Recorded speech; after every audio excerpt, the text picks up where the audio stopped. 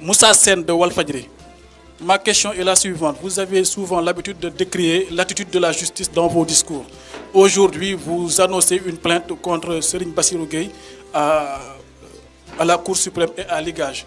Est-ce que ce que vous venez de faire, ce n'est pas de la cacophonie et est-ce que vous espérez avoir une issue heureuse dans vos plaintes aussi? Absa Anne, journaliste à Seneweb. Alors, monsieur Ousmane Sonko, sama laaj bu njëkk dafay jëm ci wàllum cumul de fonction bi nga xamante ni say ñooñ amoon na benn coow boo xamante ni juddoon na ci ba ci sax ñu si doon tudd ki nga xamante ni mooy Birame Souleye ci wàllum cumul de fonction yi lan moo ci position Pastef ak naka la ñu réglé loolu. Beneen question bi mooy wàllum affaire Pape Alé Niang coow da ci ay wax dañ ciy judd ci wàllum dépénalisation délit de presse lan mooy sa position yow Ousmane Sonko ci wàllum dépénalisation délit de presse. Ñetteelu question bi le jour de votre audition kii di Bassirou Diomaye Faye dafa wax ni que il a eu vent d'un projet d'empoisonnement contre vous dans lequel 2 puissances étrangères se les mêlées ndax mën nga ñu andil ay leeral ci wàllu lool. Bonjour, Président. Mala Marina, journaliste Actu 221. La question que j'aimerais poser, c'est en rapport avec Pape Alé Niang, qui aujourd'hui est en prison, à qui aussi nous apportons notre soutien en tant que confrère et grand frère. Mais aussi le lien que vous avez avec Pape Alé, vous l'avez tantôt souligné, il a toujours été accusé comme étant votre fervent défenseur, Pape Alé Niang. Aujourd'hui, est-ce que votre sortie, encore une fois, justifie ce lien que vous entretenez, vous, Président Ousmane Sonko et Pape Alé Niang? Je vous remercie. Merci beaucoup. Je pense que, nous allons prendre une dernière. Bonjour, c'est Daouda Ba, journaliste à Dakaractu. Alors, Ousmane Sonko, vous avez évoqué tout à l'heure l'arrestation de votre garde rapproché. Il a été fait question ces derniers jours, l'arrestation de votre chauffeur. Est-ce que vous confirmez cette information? Merci beaucoup. Cette dernière question, Monsieur Ba, mon chauffeur n'a pas été arrêté. Vous savez, malheureusement, les informations, c'est très compliqué et vous ne pouvez pas être tous les jours en train de démentir. Ce qui est vrai, c'est que le chauffeur était parti puisqu'il a déposé plainte. Il a été blessé et le véhicule qu'il conduisait a été cassé. Et il a été appelé avant-hier pour être entendu. Une fois sur place, il a été entendu et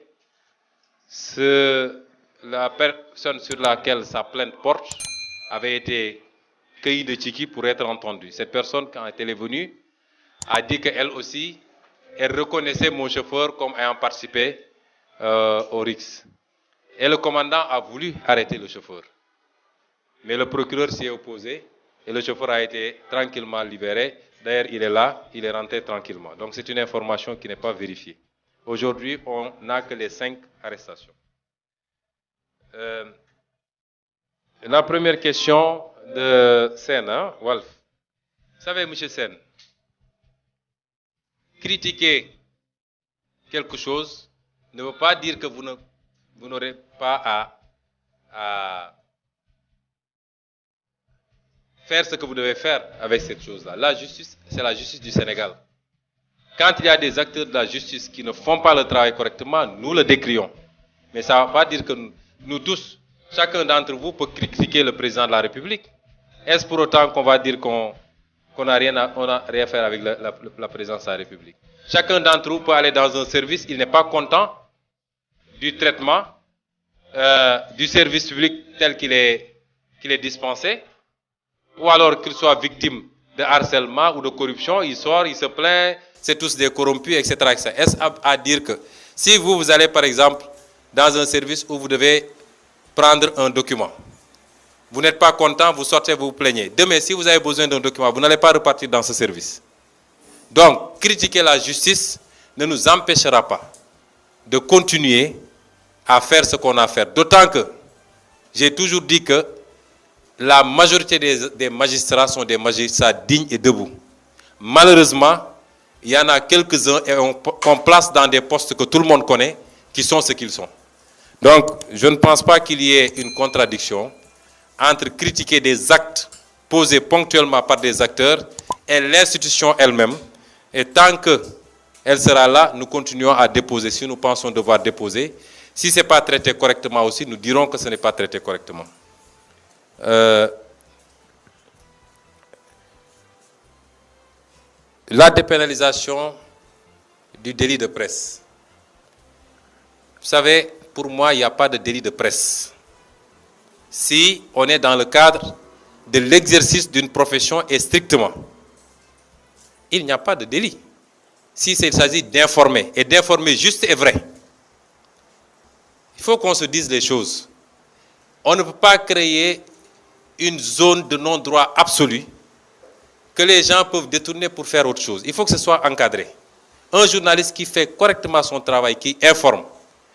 Moi, si j'étais président de la République, je vole. Vous, journalistes, vous avez les informations et les preuves. Vous écrivez que j'ai volé. Je n'ai pas le droit d'instrumentaliser la justice ou je ne sais quoi pour faire quoi que ce soit. Vous faites votre travail. Tant qu'on est dans ce cadre-là, il n'y a pas de problème. Mais est-ce qu'aujourd'hui, l'impunité dont doit jouir le journaliste dans son travail doit être si permissive que le journaliste puisse sortir de son travail pour faire des choses qui n'ont rien à voir avec son travail. S'attaquer aux gens, à leur vie privée, insulter, etc. Est-ce que tout ça, ça doit être couvert par le délit de presse? Donc c'est un problème de cadrage. Tant que moi, je considère que le journaliste fait son travail, même si ça ne m'arrange pas, je considère que ce journaliste-là ne doit absolument pas être inquiété. Absolument. Mais reconnaissons que quelque part, ça part en vrille. Et donc, il faut que nous puissions définir le cadre, dépénaliser toute activité de presse stricto sensu. Il ne peut pas y avoir de peine.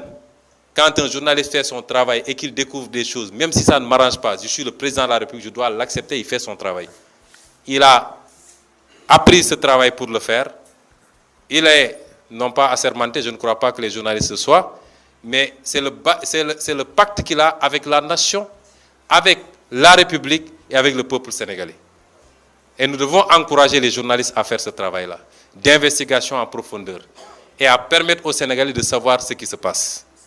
Donc, tout est question de cadrage, mais pour moi, il ne doit pas y avoir de peine quand un journaliste fait son travail. Pour les cumuls maintenant,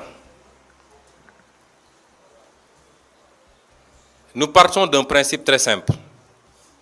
Moi, Ousmane Sonko, candidat à une élection présidentielle en 2019, j'avais inscrit dans mon programme que si je suis élu président de la République, condition, si je suis élu président de la République, je ferai voter une loi à l'Assemblée nationale, laquelle loi interdirait définitivement les cumuls de fonctions. Cet engagement-là figurera, Inch'Allah, dans mon programme de 2024. Il se trouve que je n'ai pas été élu. Il se trouve qu'il n'y a pas une loi qui interdise le cumul. Donc, si on doit parler de cumul aujourd'hui, on ne peut en parler que sous l'angle moral. Moral. Votre président avait dit que s'il est élu, il ferait ceci. C'est vrai, il n'a pas été élu. C'est vrai, il n'y a pas la loi. Mais est-ce que vous ne pensez pas que moralement, vous devez prendre les devants? Le débat ne peut se poser qu'en ces termes. Je dois vous dire, les personnes concernées, je crois qu'il y en a 2, pas plus. Lors des investitures, j'ai personnellement appelé ces personnes pour leur dire que vous serez investis. Parce que nous voulons impérativement gagner. Thiès est extrêmement important pour nous. Lors des élections locales, on avait gagné la commune, la ville, mais nous avions perdu le département. Nous avons un leader qui commence à émerger et à s'imposer à Thiès. Et nous avions considéré que si on le met devant, on peut gagner le département de Thiès, ce qui fut fait.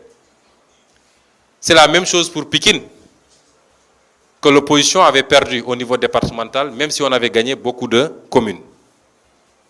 Nous, Yewwi Askan Wi, on n'avait pas de liste au niveau départemental. Je leur ai dit, on va vous mettre parce qu'il faut qu'on gagne.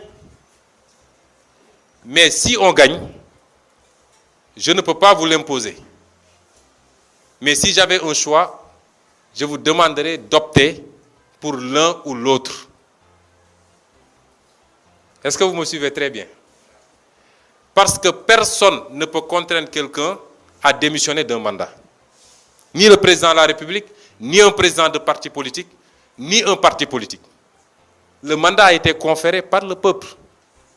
Et le titulaire du mandat est le seul à pouvoir dire « je démissionne ». Moi, je ne peux pas forcer qui que ce soit à démissionner d'un mandat. J'ai dit ce que je pensais, et c'est strictement sous l'angle moral. Ça n'a pas de base juridique. Strictement sous l'angle moral.